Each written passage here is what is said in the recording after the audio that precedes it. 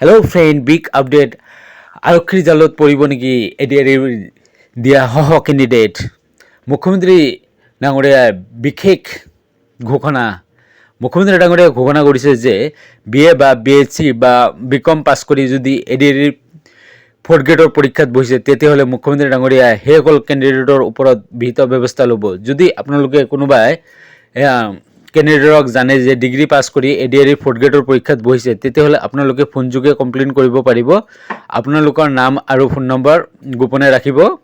মুখ্যমন্ত্ৰী ডাঙৰীয়াই নিজে ঘোষণা কৰিছে আৰু এইটো ৰিজাল্ট দিয়াৰ পিছতে আপোনালোকে সকলোৱে গম পাব আৰু মৌখিক পৰীক্ষা হোৱাৰ আগতে আপোনালোকে কমপ্লেইন কৰিব লাগিব। যদি আপোনালোকে কমপ্লেইন কৰে আপোনালোকৰ বহুতে প্ৰফিট হ'ব, কিয়নো যোৱা বছৰ ডিগ্ৰী পাছ কৰা বহু কেণ্ডিডেটে 4th গ্ৰেডৰ চাকৰি ল'লে আৰু সেইটোৰ কাৰণে এইবাৰ নতুনকৈ এটা মুখ্যমন্ত্ৰী ডাঙৰীয়াই ঘোষণা কৰিছে। যিসকল 4th গ্ৰেডৰ কেণ্ডিডেট সেইসকলে পাব। যোৱা বছৰ বহু ডিগ্ৰী পাছ কৰা কেণ্ডিডেটে 4th গ্ৰেডৰ চাকৰি এপইণ্টমেণ্ট লৈছে আৰু সেইটো কাৰণে বহু 4th গ্ৰেডৰ যিসকল হায়াৰ ছেকেণ্ডেৰী পাছ আছিল 4th গ্ৰেডৰ চাকৰি পাব লাগিছিল, ক্লাছ 10 পাছ আছিল, সেইসকলে 4th গ্ৰেডৰ চাকৰি নাপালে। সেইটো কাৰণে মুখ্যমন্ত্ৰী ডাঙৰীয়াই বিশেষ এটা পদক্ষেপ লৈছে। থেংক ইউ ফৰ ৱাচিং মাই